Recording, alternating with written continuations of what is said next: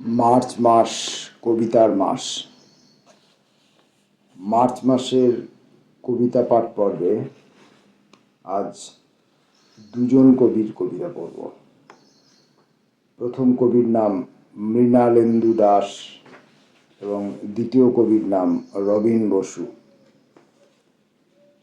প্রথমে মৃণালেন্দু দাসের 4টি কবিতা। অনেকটা আকাশ চাই,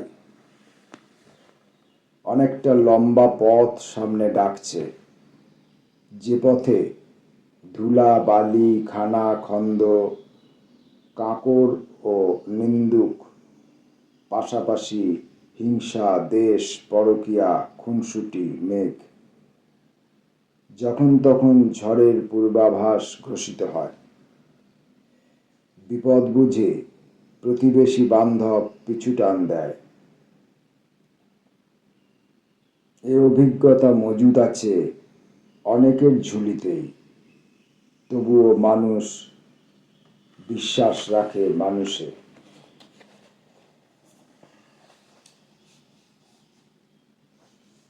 বলা যায় না, সম্ভবত এই প্রথম নক্ষত্রপুঞ্জর ভেতর দেখলাম এক অলৌকিক চন্দ্রমুখ, যা বলা যায় না। ঠিক হুবহু বর্ণনা যাকে বলে, অর্থাৎ বর্ণনা রহিত অবাং মানসগোচর। তুমি যার তল খুঁজে পাবে না জেনেও অধীর অপেক্ষা নিয়ে বসে আছো অনন্ত আসনে। এ কেমন বিশ্বাস, শ্বাসে প্রশ্বাসে ক্রিয়াময় নিরন্তর। তুমি যার সঙ্গে আছো দেখা পাও না হে।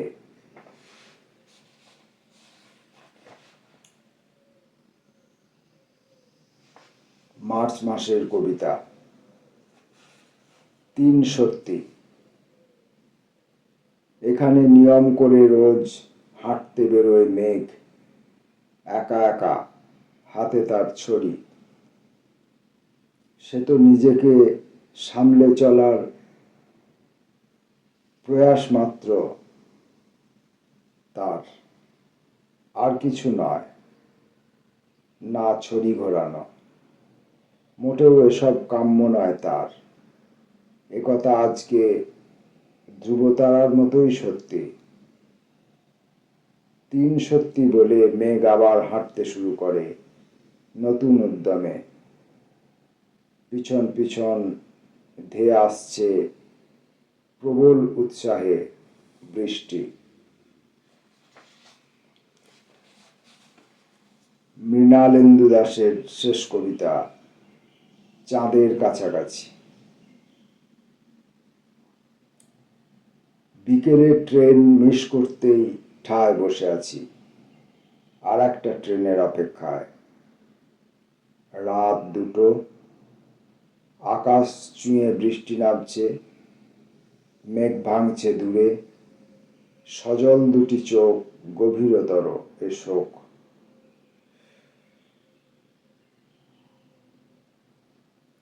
শরদে বিধুর আমজাদ আলী খান আমাকে ভাবায় কার গান। নাম মনে নেই, কথা হারা সুরের ইশারা। দূরের জানালায় চোখ, আধার হাসে মিটিমিটি।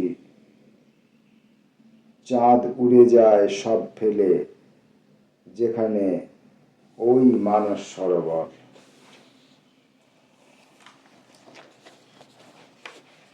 মার্চ মাসের কবিতায় এবারের কবির নাম রবীন বসু।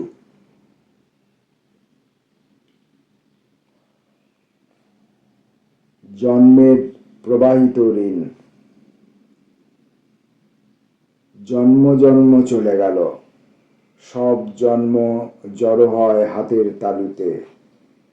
জ্যোৎস্নায় কবিতা চাঁদ কলঙ্ক বৃক্ষ হয়ে ভাসে। যে মুকুরে মুখ দেখি সারা বেলা ধান ভাঙে, খুদকুড়ো খোঁজে, ঢেঁকিতে অন্নের প্রসাদ, মেঘ জন্ম নিয়ে আসে ঘ্রাণ। ঘ্রাণের ওপার থেকে গত জন্ম বানভাসী প্রবল ইচ্ছে, উজানে খড়কুটো ভাসে, কবিতা ভেসে যায়, অন্ধকারে ঢেউ ভেঙে শব্দশিল্প নির্মাণের স্রোতে। আজন্ম ভিখারি আমি, হাত পেতে থাকি অনন্ত আগ্রহে,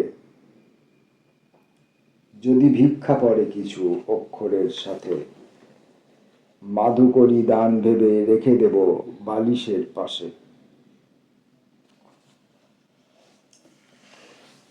যা কিছু প্রার্থিত আজ,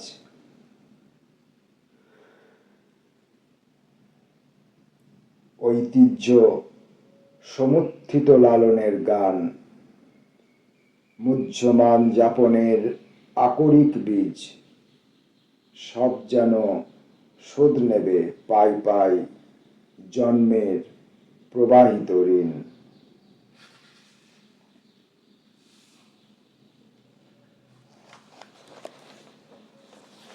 ভবিতব্য। একলব্য দিনের দিকে যাত্রা শুরু করে। দ্রোণাচার্য সময় পথ হারিয়ে পাতাল রেলের সুড়ঙ্গে ঢুকে পড়ে। তারপর তড়িৎ চুম্বকীয় সব ব্যাপার স্যাপার,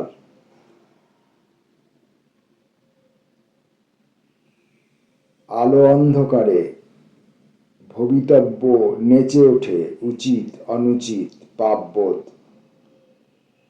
কিম্ভূত কিমাকার সকালকে ঘাড়ে নিয়ে ব্রাশ হাতে দাঁড়িয়ে পড়েছে চৌরাস্তায়।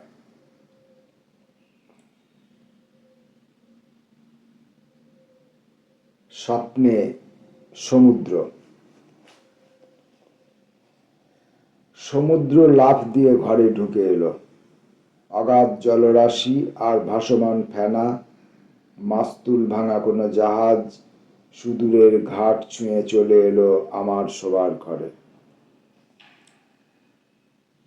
ধবধবে সাদা পাল, সমুদ্রের নীল প্রবাল প্রাচীর, শঙ্খ সাদা ফেনিল আবর্তে দেখি আমাদের ভাঙা সংসার। পরদিন সকালে নিয়ম মাফিক ঘুম ভেঙে গেলে খটখটে বিছানায় শুয়ে আমি কোনো সমুদ্রকে বিতরাগে নীল হয়ে হেঁটে যেতে দেখিনি কোথাও। মার্চ মাসের কবিতা পাঠ পর্বে রবীন বসুর আজকের শেষ কবিতাটি সম্পর্কের মশারি। গমনের অতীত যে মেঘ, সে কি বৃষ্টিধারা ছুঁয়ে দেয় প্রবল স্রোতের কাছে নতজানু? আভূমি প্রণত এক লজ্জা চৌকাঠ বরাবর শুয়ে আছে। আশ্চর্য নীরবতা গুটি গুটি ঢুকে পড়ে। সম্পর্কের মশারি তখন হাওয়ায় ওড়ে। মার্চ মাসের কবিতা পাঠ পর্বে আজকে আমরা দুজন কবির কবিতা পড়লাম, মৃণালেন্দু